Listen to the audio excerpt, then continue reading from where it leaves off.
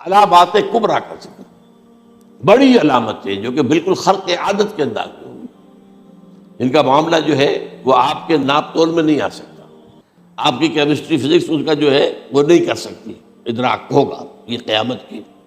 ان میں نمبر ایک کیا ہے؟ ایک بہت بڑا دھواں آئے پوری دنیا کو لپیٹے گا۔ نمبر دو، دجال کا ظہور ہوگا جو اپنی خدائی کا دعویٰ لے کر آئے گا اور بنوائے گا، اس کے ہاتھ میں ہو جائیں گے، قبضے میں ہو جائیں گے سارے ذرائع پیداوار، اس کی طرف بھی پہلا قدم اٹھ چکا ہو، ٹرپس کے نام سے معاہدہ ہو چکا ہے۔ کوئی ملک اپنا بیج پیدا نہیں کر سکتا ہو، یہ بیج ہم نے ڈیولپ کیے ہیں، ان کے ڈیولپمنٹ سے پہلے تم ایک ایکڑ سے کتنی گندم لیتے تھے، آج کتنی لے رہے ہیں؟ کس بنا پر؟ جینیٹکس کا جو کام ہم نے کیا ہے اس کی بنا پر ہو رہا۔ ہاں تو ہمارا حق ہے، اس کی رائلٹی ہمارے پاس آنی چاہیے۔ لہذا صرف ان اداروں سے، ملٹی نیشنل سے خریدا جائے گا بیج، اور بیج بھی وہ دیں گے وہ کہ جس سے جو فصل اگے گی وہ بیج نہیں لا سکتی، وہ بیج کا کام نہیں کر سکتی۔ جیسے آپ کو معلوم ہے کہ آپ کے ہاں جو گوشت کھایا جاتا ہے مرغے کا، تو مرغا وہ جو ہے اس میں مرغا ہو یا مرغی ہو، اس کے اندر کوئی وہ کیفیت ہی نہیں ہے، ان کے انڈے جو ہے ان سے آپ بچے حاصل نہیں کر سکتے، ہے تو انڈا، دیکھنے کو تو انڈا ہے لیکن وہ بنڈا جو ہے اس سے بچہ تو نہیں حاصل کر سکتے۔ ایسے ہی وہ گندم کا بیج دیں گے، نظر آئے گی گندم، لیکن اس کے اندر وہ صلاحیت نہیں ہے کہ اس سے جو فصل اگے گی اس کا نتیجہ جو ہے وہ بھی آپ لے سکتے۔ یہ ہونا ہے، اللہ جانے، قدم اٹھ رہے ہیں ادھر۔ پھر یہ ہے کہ دابۃ الارض، زمین سے ایک حیوان نمودار ہوگا، زمین شق ہوگی۔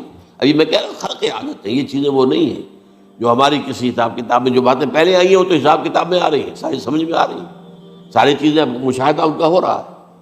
لیکن یہ ہے کہ دابۃ الارض، یہ کہتے ہیں کہ کوہ صفا، اس میں تو نہیں ہے حدیث میں، کوہ صفا پھٹے گا اور اس میں سے ایک حیوان دابہ وہ ظاہر ہوگا، تو اسی لیے فرمایا ہے وَإِذَا وَقَعَ الْقَوْلُ عَلَيْهِمْ أَخْرَجْنَا لَهُمْ دَابَّةً مِّنَ الْأَرْضِ تُكَلِّمُهُمْ، تو ہم اندر سے پیٹ کے چیر کر زمین کے پیٹ کو ایک حیوان کو برآمد کریں گے جو انسانوں سے بات کرے گا، گفتگو کرے گا۔ نمبر 4، طلوع الشمس من المغرب، یہ بھی خرق عادت، سورج تو طلوع ہوتا ہے مشرق سے، غروب ہوتا ہے مغرب میں، لیکن اس وقت معاملہ الٹا ہو جائے، یعنی جو کائنات کے اندر جو گڑبڑ ہوگی کچھ سمجھ میں بات آتی ہے کہ یہ معاملہ جو ہے یہ تو اس پورے سولر سسٹم کو اگر بدل دیتے ہیں تو مشرق مغرب ہو جانا، مغرب مشرق ہو جانا، سمجھ میں آنے والی بات ہے۔ اس کے بعد ہے عیسیٰ ابن مریم کا نزول، جس کے بارے میں آج میں نے گفتگو کی ہے تفصیل سے۔ یہ نزول ہونا ہے، یہ علامات قیامت میں سے حضور نے بیان فرمایا ہے، اور قرآن مجید کی جو اصطلاحات ہیں اس کے حوالے سے میں نص قطعی جو ہے وہ میں آپ کے سامنے رکھ چکا ہوں۔ پھر یاجوج ماجوج کا ایک معاملہ ہے، یہ میں ابھی اس وقت زیادہ اس پر بات نہیں کر سکتا۔ حضرت عیسیٰ علیہ السلام کے نزول کے بعد دو کام ہوں گے، یہودیوں کا قلع قمع ختم، تمام یہود، ایک کام تو یہ ہوگا، اور نمبر 2 عیسائیت کا ختم ہو جانا، عیسائیت کی نفی کر دیں گے، بھائی تم مجھے خدا کا بیٹا بنائے بیٹھے ہو، میں تو خدا کا بیٹا نہیں ہوں، میں تو اس کا بندہ ہوں، رسول ہوں، میں نے تم سے کب کہا تھا کہ مجھے خدا کا بیٹا بناؤ۔ نمبر 2 یہ کہ وہ خنزیر کو قتل کر دیں گے، یعنی یہ تم نے خنزیر کب سے کھانا شروع کر دیا؟ میں تو تم کو نکاح اجازت دے کر گیا تھا، یہ تو شریعت موسوی میں حرام تھا، اور میں کہہ کر گیا تھا کہ یہی شریعت تم پر لاگو رہے گی، ہاؤ کم تم نے کیسے یہ؟ آج بھی بہت سے رومن کیتھولکس جو ہے وہ سور نہیں کھاتے، وہ ہے ان کے اندر کچھ نہ کچھ بات جو ہے جو حضرت عیسیٰ کی تعلیمات کا کچھ اثر ان کے ہاں ہے۔ میں تو ایک مرتبہ، یہ 1971 کی بات ہے، 4-5 دن کے لیے برسلز میں رکا تھا، اس لیے کہ وہاں مجھے ایک صاحب نے خط لکھا تھا کہ وہاں ایک نوجوان ہے، ابھی اس ایمان لایا ہے، اور اس کے کچھ مسائل ہیں، ہم کوشش کر رہے ہیں ان کے مسائل حل کریں، آپ بھی جا رہے ہیں۔ میں انگلینڈ جا رہا تھا تو واپسی پر آپ ان کے یہاں چند دن ٹھہرے، میں حیران ہوا، ویسے اس نے مجھے اپنے گھر ٹھہرایا نہیں، اس لیے کہ ماں باپ تو اس کے کرسچن تھے، اور پولیس کا چیف آفیسر اس کا باپ تھا، چیف آف پولیس فورس۔ اس نے مجھ سے ایک دن کھانے پہ بلایا، ویسے ہوٹل میں ٹھہرایا مجھے، اس نے کہا آپ اطمینان سے یہاں کھانا کھائیں، اس گھر میں نہ آج تک کوئی شراب کی بوند آئی ہے اور نہ ہی کوئی بوٹی آئی ہے سور کی. Roman Catholic. اب اکلوتا بیٹا تھا عبد العزیز، اس نے بعد میں نام رکھا، وان کینٹر اس کا نام تھا جو کہ اوریجنل تھا. پھر اس نے نام رکھا عبد العزیز وان کینٹر، پرانا نام بھی بہرحال رکھا. نہایت ایک نہایت خوبصورت. 28 سال کی عمر تھی اور اس وقت میں نے دیکھا تھا کہ اس کی فقہی معلومات جو ہے میری معلومات سے 10 گنا زیادہ. اس کی وجہ کیا ہے؟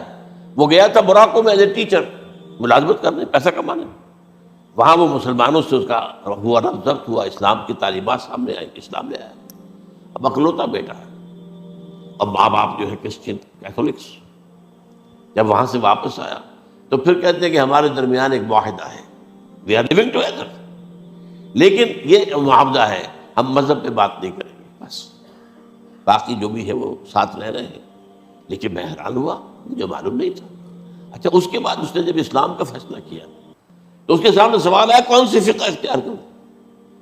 تو اس نے بڑی جو ہے تھورو اسٹڈی کی ہے تمام فقہوں کی، کمپیریٹو اسٹڈی. ان کو کرنے کے بعد پھر فائنل فیصلہ اس کا یہ تھا کہ حنبلی فقہ میں اختیار کروں. چاروں فقہوں میں سب سے لیٹسٹ حنبلی ہے، یعنی حنفی نمبر 1، پھر مالکی نمبر 2، پھر اس کے بعد شافعی نمبر 3، پھر یہ امام احمد ابن حنبل. اور امام احمد ابن حنبل کے زمانے تک احادیث بہت بڑے پیمانے پر جمع ہو چکی تھی، جبکہ ابھی حضرت امام ابو حنیفہ کے زمانے میں کوئی اتنا زیادہ جو ہے حدیث کا بھی ذخیرہ نہیں بنا تھا. اسی پر تو لوگ حیران ہوتے ہیں کہ زیادہ حدیث امام ابو حنیفہ کے علم میں نہیں تھی، لیکن بجحال ہے کہ ان کا کوئی فتویٰ جو ہے کتاب و حدیث کے، کتاب اور سنت کے خلاف ہو. اگرچہ انہوں نے صاف کہا کہ اگر تم پاؤ کوئی ایسی سچی حدیث، پختہ حدیث جو میری کسی رائے کے خلاف ہو تو میری رائے کو دیوار پر دے مارنا اور اس صحیح حدیث کا پیروی کرنا. لیکن ویسے اس کے بعد یہ کمال یہ ہے کہ بہت ہی کوئی شاذ معاملہ ہے کہ جس میں ان کا کوئی فتویٰ وہ کتاب و سنت کے منافی ہو یا سنت کے منافی ہو. کتاب پہ تو سوال پیدا نہیں ہوتا، کتاب تو ساری ان کے سامنے موجود تھی. اس کے بعد یہ ہے کہ یاجوج ماجوج، اصل میں بتا رہا تھا آپ کو کہ جب عیسائیت بھی ختم ہو گئی، یہود ویسے ختم ہو گئے، استیصال ہو گیا، جڑ کٹ گئی. اب عیسائیت گویا کہ اسلام میں ضم ہو گئی. عیسائیت مذہب ختم، یہودی خود ختم. اب یہ طاقت کتنی ہو جائے گی؟ تقریباً 2/3 دنیا آ گئی.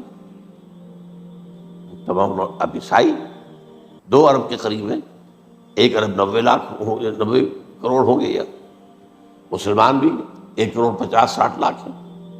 دونوں کو جوڑ لیجیے کتنے ہو گئے؟ 6 ارب کل آبادی ہے. لیکن اس کے بعد آتا ہے یاجوج ماجوج کا خروج. یہ یاجوج ماجوج میرے نزدیک چائنا اور رشیا ہے. ان کی مجموعی طاقت اتنی ہوگی اور یہ اس طرح آئیں گے ہر اونچائی پر سے اترتے ہوئے، پھسلتے ہوئے. جیسے 1962 میں جب وار ہوئی تھی بٹوین چائنا اینڈ انڈیا 1962 میں، تو وہ اس وقت کا نقشہ جو آج بھی اخبارات میں پڑھتا تھا تو یاد waves after waves of Chinese soldiers were coming down the slopes of Himalayas. یہ تو وہ ہے نا جن کی تعداد کا کوئی حساب نہیں ہے.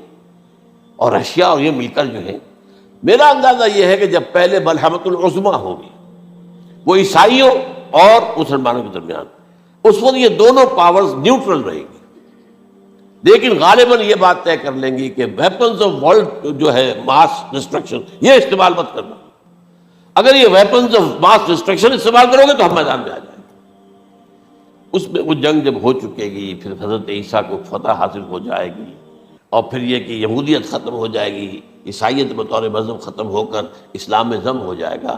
پھر وہ 40 برس کا عہد حکومت ہے حضرت عیسیٰ علیہ السلام. لیکن جب یہ فتح ہو جائے گی ان پر، اب یاجوج ماجوج آئیں گے اور اتنی تعداد میں آئیں گے کہ بحیرہ طبریہ جو ہے اس کا سارا پانی پی جائے گا. یہ تو اگر آپ کو کبھی اندازہ ہو یا کوئی آپ جانیں ان لوگوں کو جو ان چینیوں سے واقف ہیں، وہ کہتے ہیں زمین پر ہلتی ہوئی کوئی چیزوں سے وہ چھوڑی چھوڑ کے کھا جائیں گے.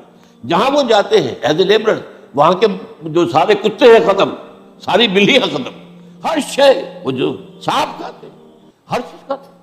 اور یہ تمام ایسٹرن کنٹریز کے اندر ہوتا ہے، بڑی ڈیلیشس ڈشز ہیں یہ، سانپ وغیرہ وغیرہ، اور یہ جس طرح کھا جائے، پانی پیا ایک قطرہ نہیں رہے گا اس پر.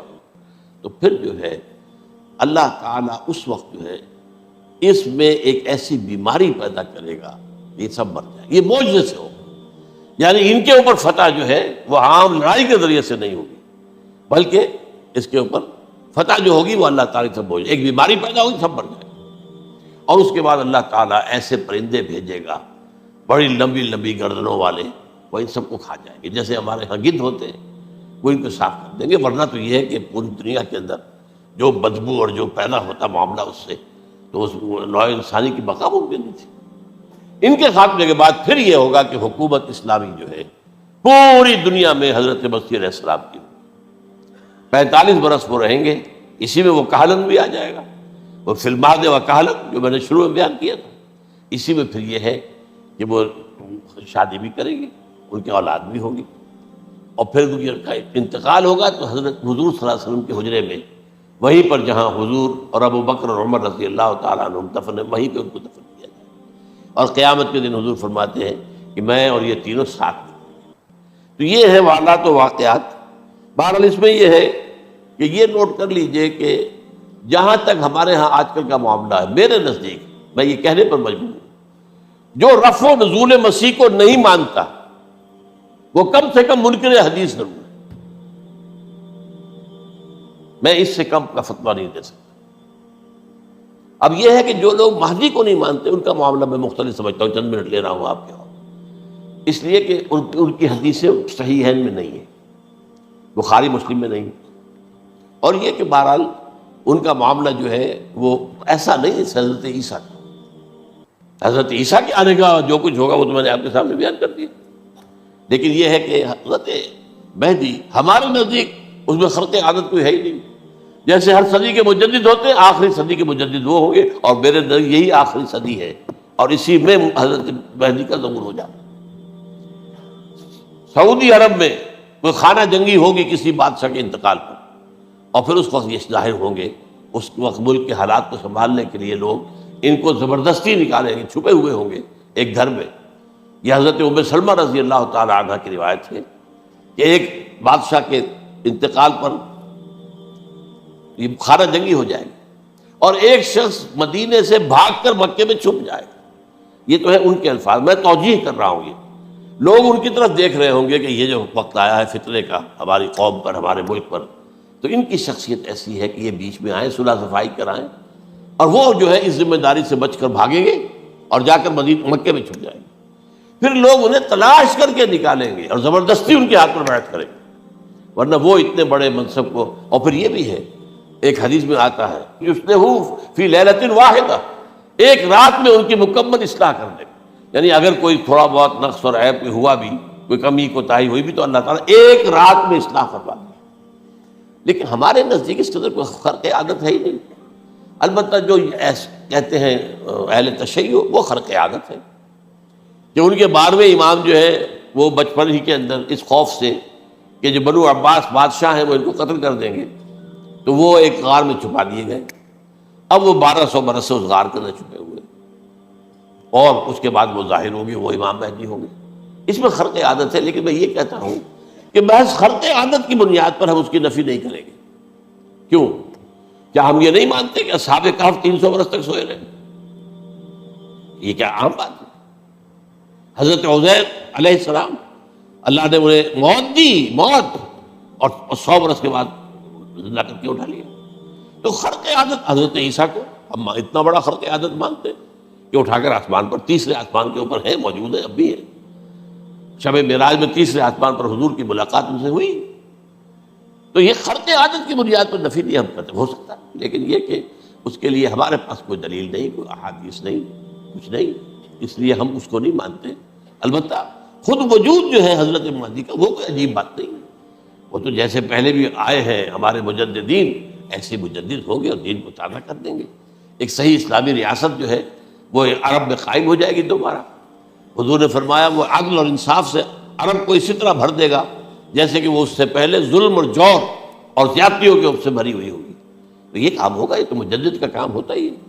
اس حوالے سے لیکن بہرحال میں نے پھر بھی کہا کہ اگر احادیث کی کمزوری کی وجہ سے کہ صحیح عین میں نہیں ہے، اگر کوئی شخص انکار کرے تو مجھے کوئی اعتراض نہیں ہے، ٹھیک ہے، لیکن جو حضرت عیسیٰ کے نفع سماوی اور حضرت عیسیٰ کے نزول کا انکار کرتا ہے وہ کم سے کم، میں انہیں اور آگے کوئی فتویٰ نہیں دیتا کہ وہ کافر ہو گئے یا یہ ہو گیا یا وہ ہو گیا، لیکن منکر حدیث کے لائن میں تو وہ لازماً کھڑے ہو۔